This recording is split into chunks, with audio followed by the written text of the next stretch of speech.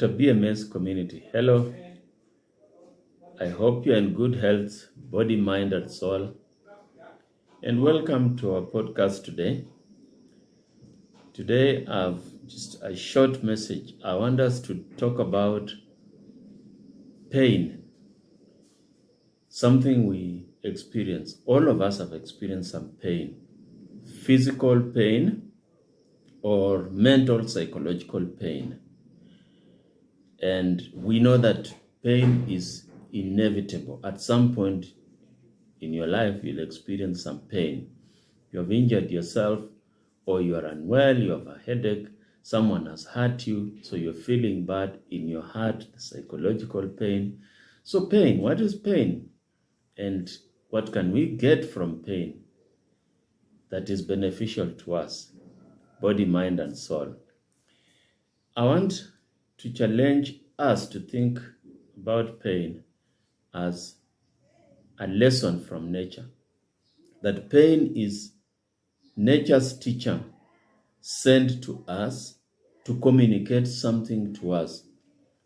And what it communicates in brief is that what we think is not. That is that our mental construct about our world, our reality, is not in agreement with the reality, and that we need to adjust something in our bodies, in our lives, in our relationships, in our way of doing things. If you have a painful knee, it means that the knee has a problem, it's not working well, maybe you injured yourself, or it has some illness. So you have to adjust something, seek some medical care, use some medication.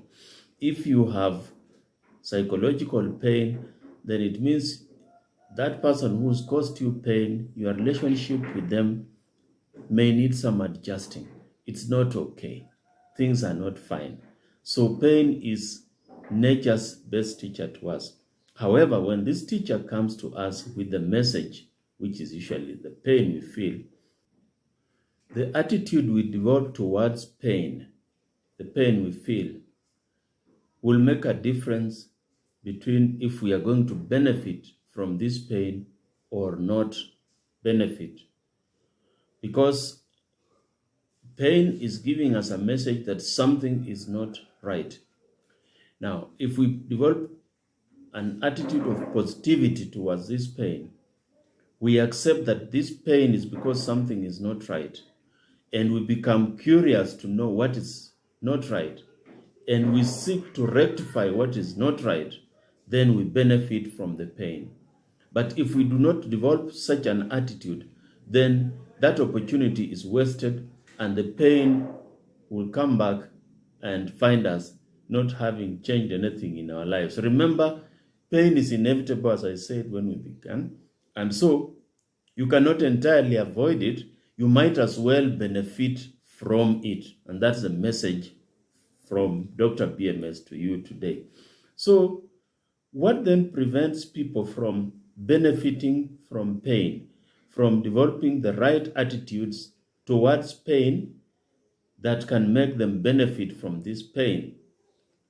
I'll mention just 3 things. There are many, but I'll mention 3 which I think are top. The first one is arrogance. You just arrogant. You refuse to accept that something is not right. That's why you're experiencing pain. And this stubbornness, this arrogance could be because you are, as I said, inherently an arrogant person who cannot accept that you are wrong. Or it could be because you are self-possessed. You are someone who has an unhealthy belief in yourself, and you feel in a way like you are always right. You are super. You know it all. You are a superman, a champion.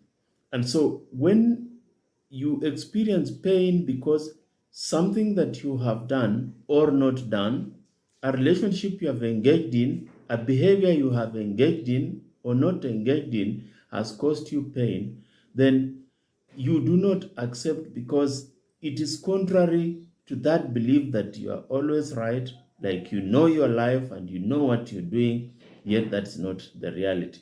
In my work at Fountain of Hope, dealing with patients who come in with addiction problems, some are brought in by coercion from the family or the law, the courts of law and the justice system.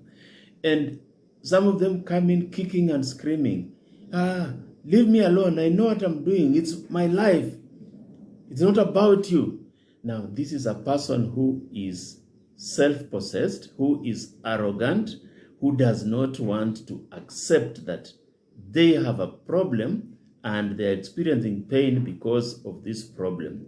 And so we look at this person and we want to determine, is this person mentally unstable? Because one of the reasons why you are stubborn, you are arrogant, you are self-possessed could be because you have lost insight, the awareness, the mental functioning is not okay. You have a mental illness, for example.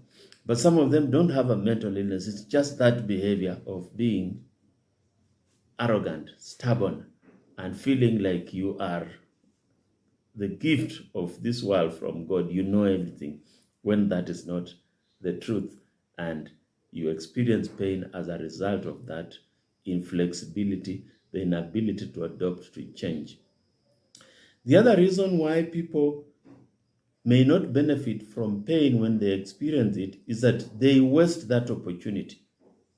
Pain comes your way, and for one reason or another, could be the stubbornness, the arrogance I've talked about, or just some other reasons that are making you just tolerate the pain, wish it away. Maybe use some medication, a Panadol, painkiller, or distract yourself in activities that take away the pain. So you tolerate the pain instead of pondering about it, embracing it, assessing it, and see how this pain has come and why it has come and what can be done to prevent it recurring. So the pain goes away, maybe through natural mechanisms. The knee ache or the headache goes away because you've used medication, natural progression, and then you forget about it. You wasted that opportunity. Until the pain returns, you're not ready for something new, for a correction of this problem. And that could be a problem. The last one, and what I see commonly in my work in rehabilitation, is a situation where people take measures that are incongruent with what a normal person should do when they experience pain. They numb the pain by engaging in hedonistic activities, for example, self-numbing activities. Top on the list of these activities is engaging in drugs of addiction. So I see patients coming and they say, I started drinking because my wife was frustrating me. I'd lost my job and I was feeling bad. I'd lost my job and I went to drink to take away the pain, to take away those emotions, the frustrations. So this is a coping mechanism that is incorrect, because you are seeking numbing, you are seeking hedonism, that fleeting pleasure, and hoping that it will replace the pain. But the problem with this, as well as the others that I've mentioned, is that while that numbing, while that hedonism, while that diversion, while that tolerating may ease the pain for the moment or make you forget it for a moment, it does not take away the suffering. So we've applied some kind of anesthesia pain killing to yourself, which is temporary, but the suffering that is inherent in the genesis of this pain remains. So this person then wakes up the following day and remembers they are jobless, and remembers their wife, their husband is stressing them.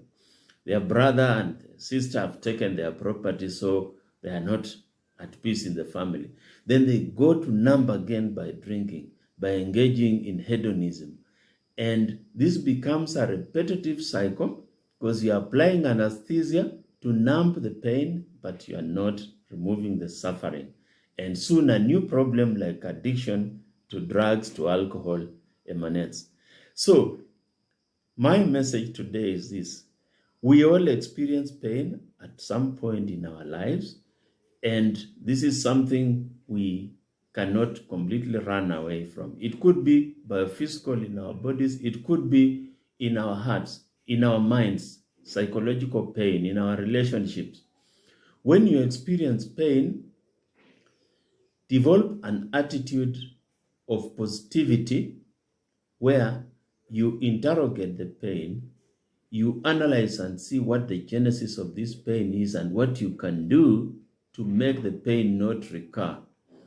And this attitude then will help you develop strategies, coping mechanisms that make you a better person with lesser of that pain as you go forward, as opposed to opposite attitudes where you tolerate it, you remain rigid, arrogant, stubborn, inflexible, or you choose to numb it through hedonism, through other self-numbing techniques, which just take away the pain for a short period of time, but the suffering returns the following day, the following months, in a bigger and worse way.